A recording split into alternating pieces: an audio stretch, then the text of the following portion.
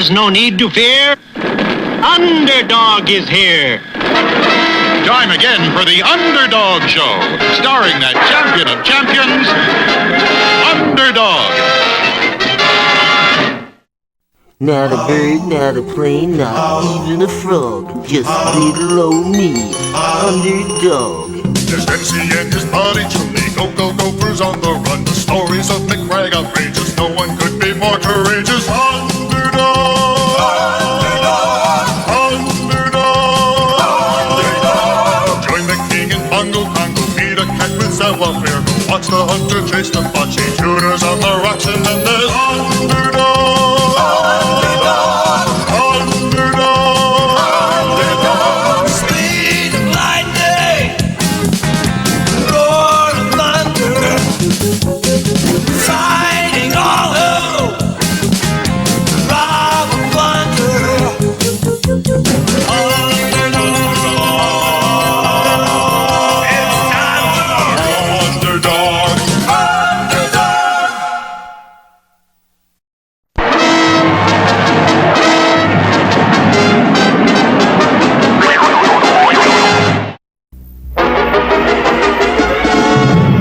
In our last episode, the Wicked Witch had cast a spell on Sweet Polly and was now forcing Underdog to do 3 tasks.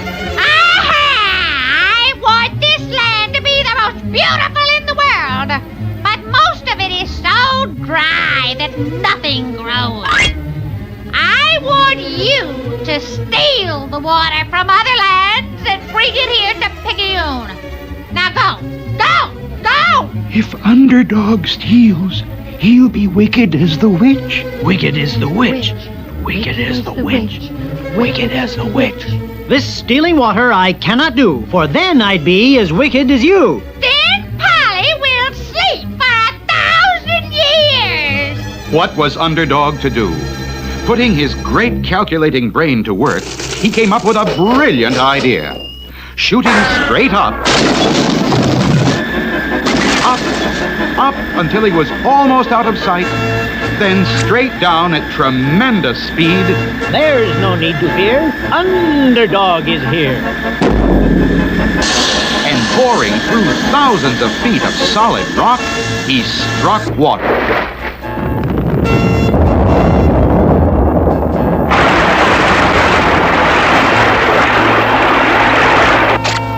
Here's plenty of water, it would seem, to make this dry land fresh and green. But now for the second task. I want to make this land the richest in the world. Go steal all the diamonds from every country. If he steals diamonds, he'll be wicked as the witch. Wicked is the witch. Wicked is the witch. Wicked is the witch. Stealing diamonds I cannot do. Then I would be as wicked as you. Very well. Then I won't wake Sweet Polly. If you don't do what I say, she'll sleep for 1,000 years. A difficult problem. But once again, Underdog put his great brain to work and soon had a plan. Leaving the castle, he hurried to a local coal company and, using his amazing strength, squeezed each lump of coal until it turned into a diamond.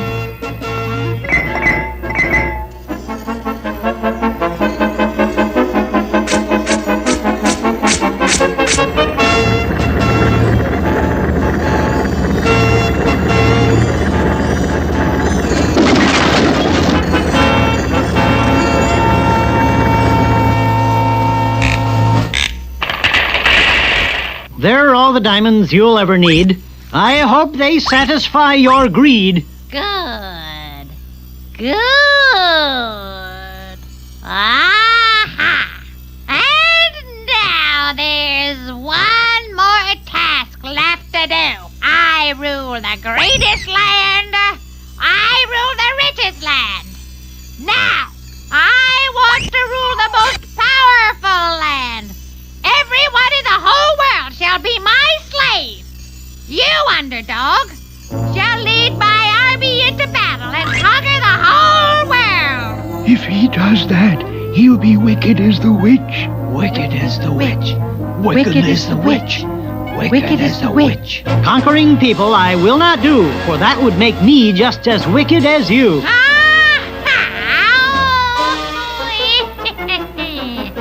Then Polly will sleep for 1,000 years, for only I know how to wake her. Alas and alack, my duty is clear. I must spare the world and leave sweet Polly here. Can it be? Is Underdog going to forsake sweet Polly? What else can he do? The answers lie ahead in our next exciting episode.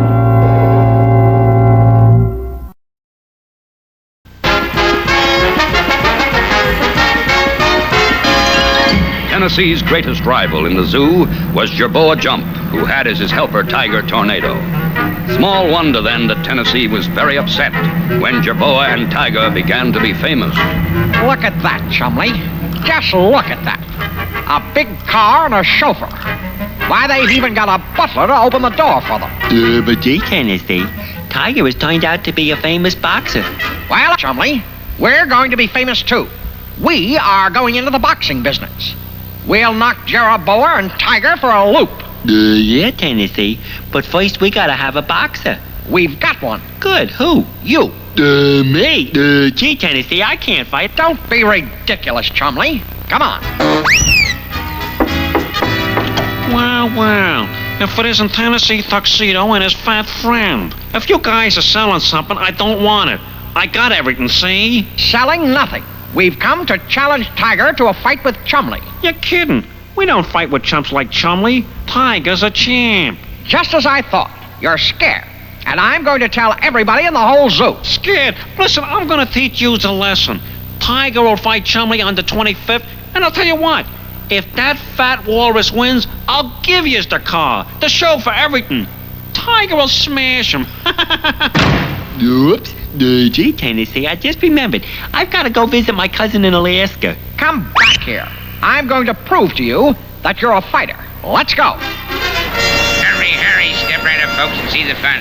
$100 to anyone who can last 3 rounds with Philadelphia Phil, the 50-pound Flash. He only weighs 50 pounds, and you weigh half a ton.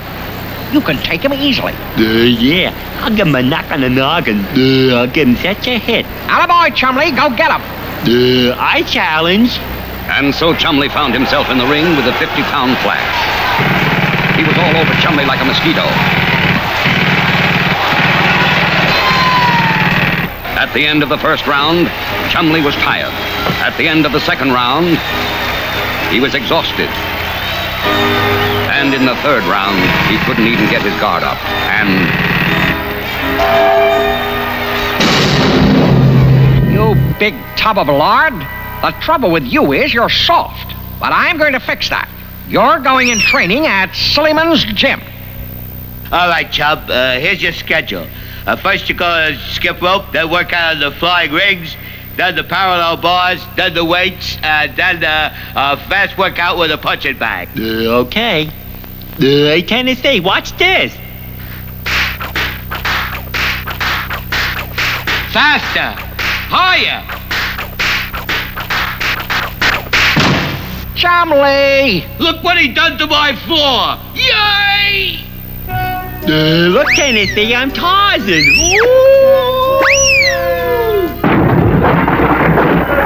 Right to the wall. He's wrecking the joint. Chumley, watch what you're doing. We'll give him one more chance. Here, lift that over your head a couple of times. Gee, this isn't so hard. Chumley, got change for a quarter? Quarter? Gee, I don't know, Tennessee. Let me see. Not in that pocket. No, Chumley, I was only kidding. Not in this pocket. I don't have a...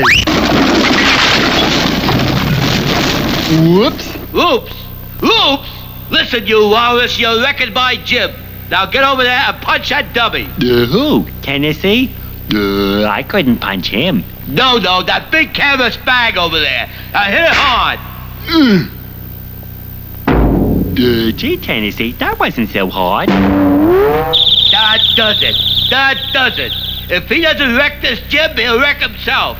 Out!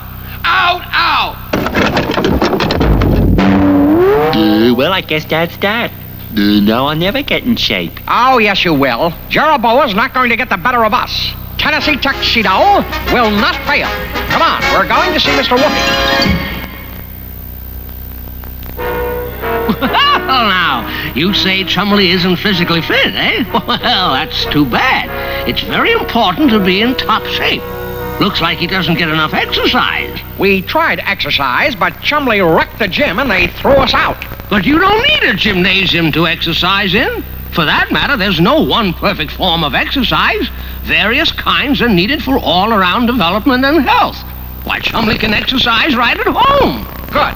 How? Why, calisthenics. Sounds like some kind of medicine. Why, no, Chumley. Calisthenics is a form of exercise. Some people call this setting up exercise.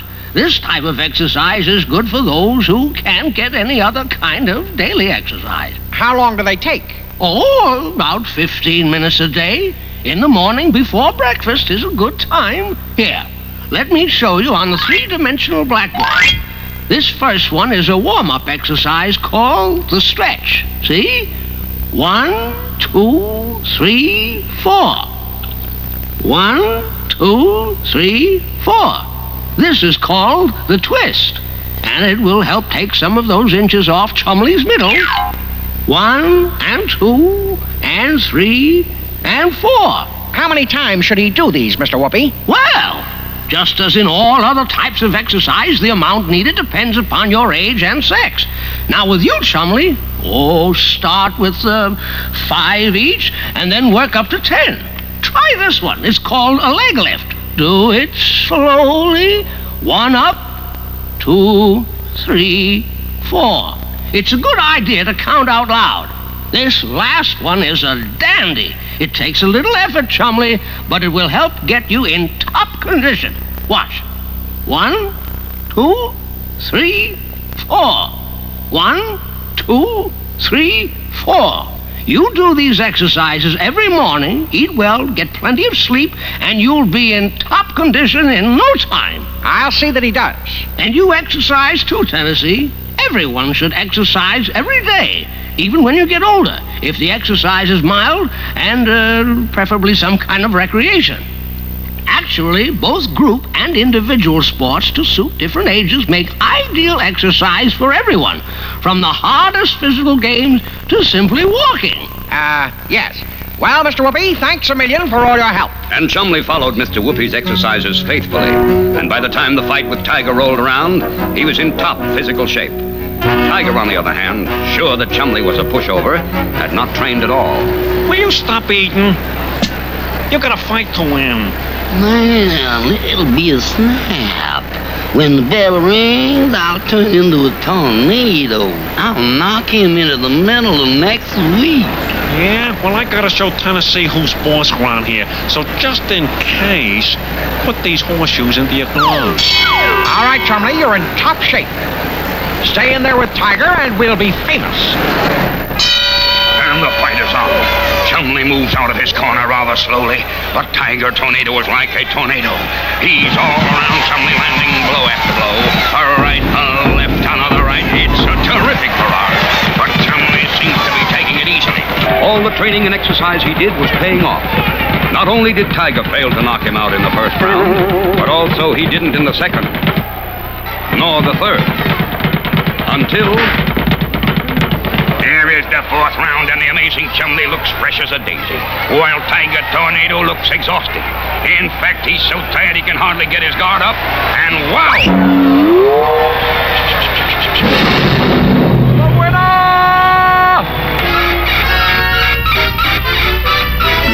Gee, Tennessee, I always thought there was something funny about this car. Well, at least we'll get plenty of exercise.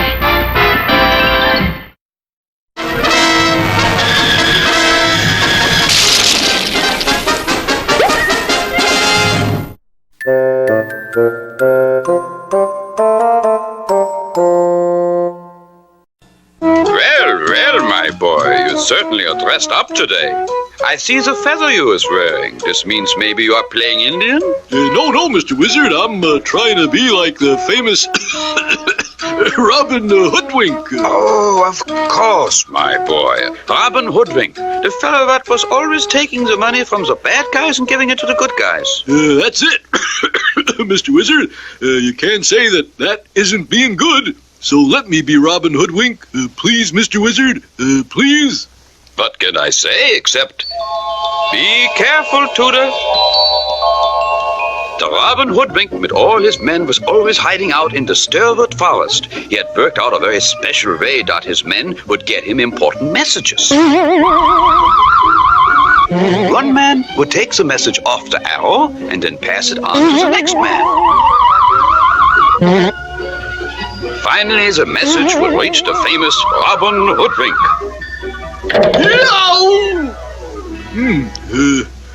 It says here, one of the men from the Sheriff of Nottingham is coming through with a bag of gold. Because the Sheriff of Nottingham was the bad man, Robin Hoodwink would make the plan to get the gold and give it to the poor. Robin would hide high up in the trees, and when the Nottingham man would ride through, Robin would leap onto. If the man should get away, the famous Robin Hoodwink would leap onto his horse and chase the Nottingham man all over the place.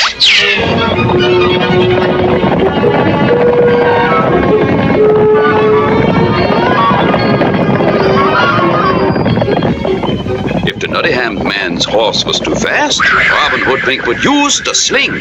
He would whirl the sling around his head, and then... This weapon was very effective. All right now, bad Nottingham man. Give me that bag of gold. Holding out, are you?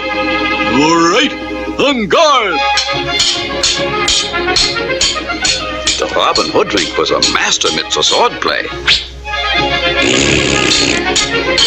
It was the fancy footwork which made the Robin Hoodwink the greatest swordsman in the world.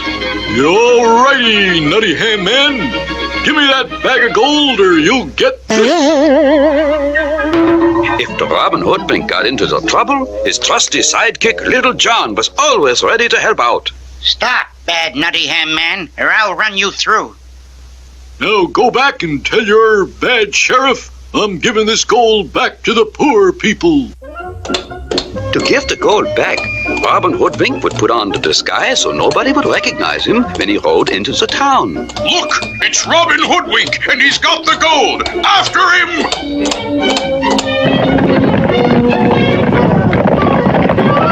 The famous Robin Hoodwink was wise in ways to escape. Sometimes he would leap. Other times, the Robin Hoodwink would do the trick riding. So the Nottingham man would think he was not on the horse.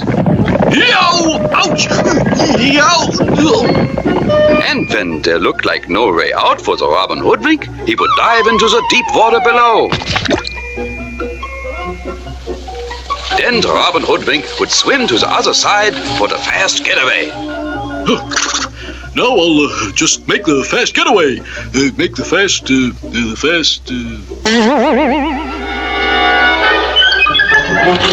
Help! There's no way out of here! Help, Mr. Wizard! I can't get up the wall! Help! Well, what else is there to do? Tristle, trassle, trussle, drome. Time for this one to come home.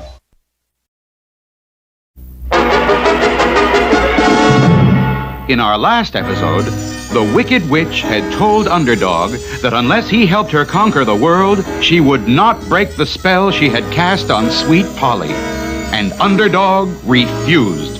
Alas and alack, my duty is clear.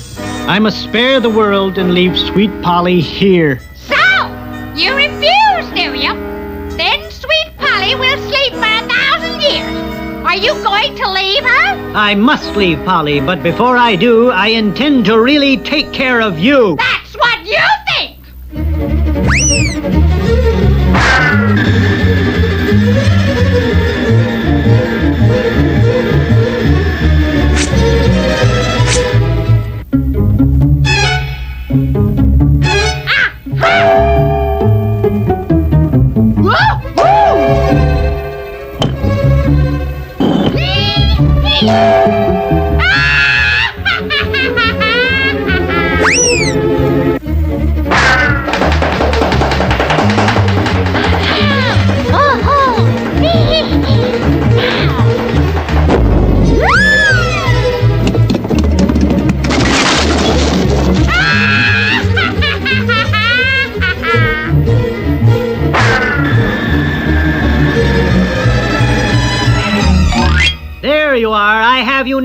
You won't escape me, this I vow. Come and get me!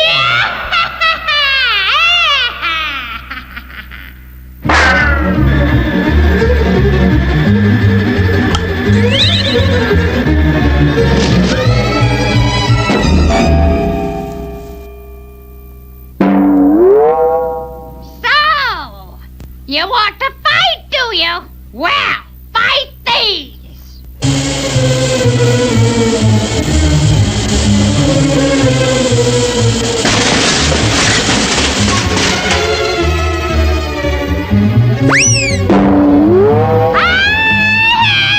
Give me back my broom!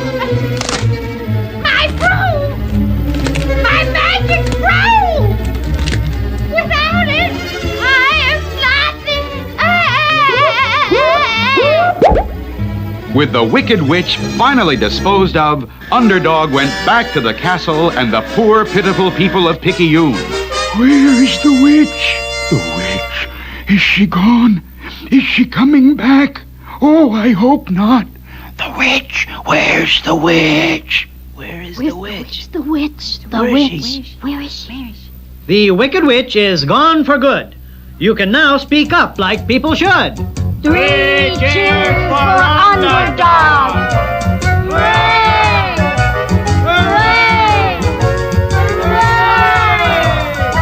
But the cheers did not make Underdog happy, for he thought that with the Wicked Witch gone, no one could awaken Sweet Polly, and she would sleep for 1,000 years. Don't worry.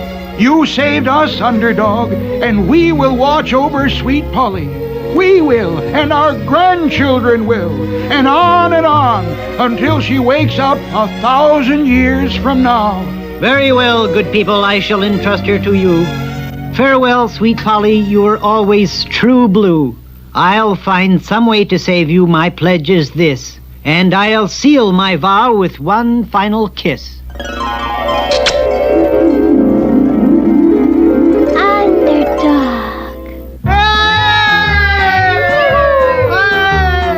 Just as the Wicked Witch had said, and Underdog had unknowingly vowed, his hero's kiss had broken the magic spell. And amid the cheers of the Pickyons, Underdog picked up Sweet Polly and headed for home. What new adventures await him? Don't miss our next exciting episode.